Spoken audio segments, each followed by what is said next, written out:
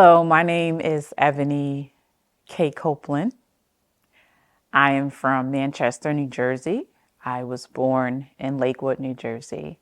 I grew up under the Manchester Township school systems from kindergarten till high school. I came from a family that believed in God and a family that believed in sticking together. And as a result, I am who I am. My parents both worked hard. I grew up in a home right next to my Aunt Katrina. Next door, we were neighbors and family. And I can remember so many wonderful times that we all came together as a family, from cookouts to just sharing of foods and just loving on each other. We grew up as a blessing to have housing and food and not lacking. And I thank God for that from the foundation. I am a descendant of Reverend Frank Hicks and Amzie Worthy Hicks.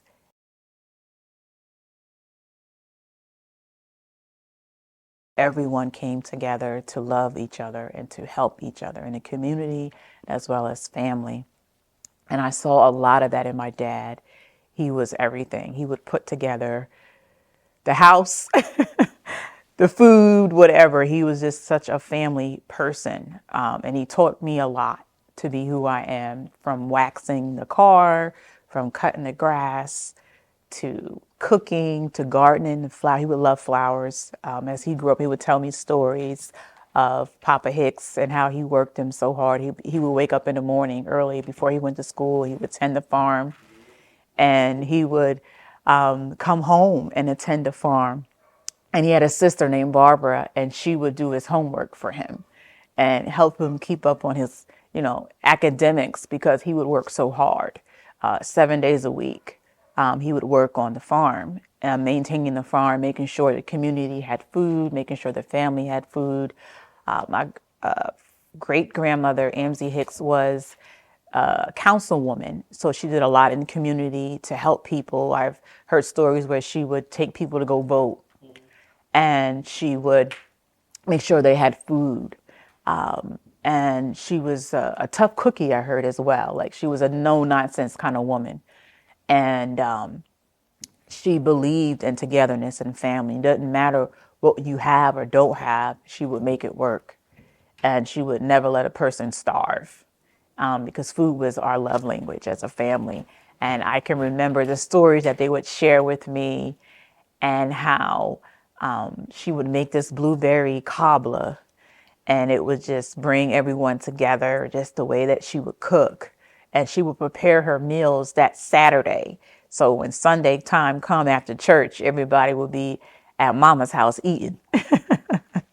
So I'm grateful, of these stories that were told, and, certain traditions has been passed down from generation to generation, especially recipes. And it's such a blessing to hear these stories and to incorporate the recipes of making the blueberry cobbler, or my grandmother, which was Clara Lee Hicks. She was the daughter of Reverend Frank Hicks and Amzie Worthy Hicks. And she lived on Fifth Avenue at the end of the last street. And Mama and Papa lived on the first street, in Manitou Park. And it was such, growing up, it was just such a blessing. I would have little walks with my grandmother, and she would tell me the stories, and she would take me sometimes walk back up in the woods and see like the family property and the land back in Manitou Park. And she would tell me, how she used to work hard as well, growing up, and she worked in the school system.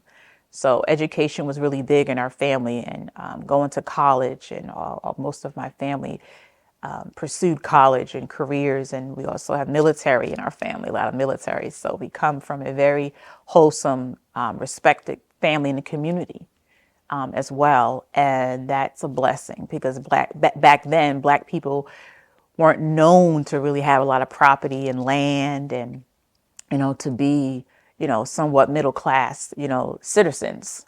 and believe in helping others. So it's a blessing and a privilege to come from a wonderful family, knowing how we were brought up and how we were raised, and to carry on that tradition. So I'm so grateful of that. And I'm grateful of family, because without family, we wouldn't really all be here existing. So, and I thank God for that. And we come from such a large family. As my cousin Katrina said, our family's so huge, and we are reuniting our family back together. So it's a blessing for us to come together. And unfortunately, the tragedy did happen with, our belated loved great grandmother Emsie, of her death. But we still, as we mourn, we still celebrate, her legacy and what she stood for as family and bringing everyone together.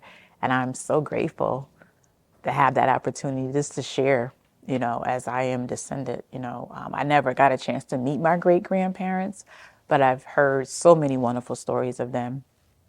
And it just inspires me to keep going, and to carry that on in my family. And I thank God for, my family and where I come from. Yeah. I would encourage, the young people to continue to learn and to learn your family and find out the history and the root on where family comes from, because that is the creation of God. Knowing where you are makes you a stronger person. It gives you hope and inspiration. And, back then, during the times, and I have to say this, with slavery, we all didn't know where we came from, because people were separate when they came here to America. And the discovery is to know who's who, and understanding the strong foundation that was built here in America for the freedom and opportunity for all. So it's you. I think you value yourself more when you know who you are, and it gives you that motivation, and it gives you that strength to keep going. So be encouraged, young people.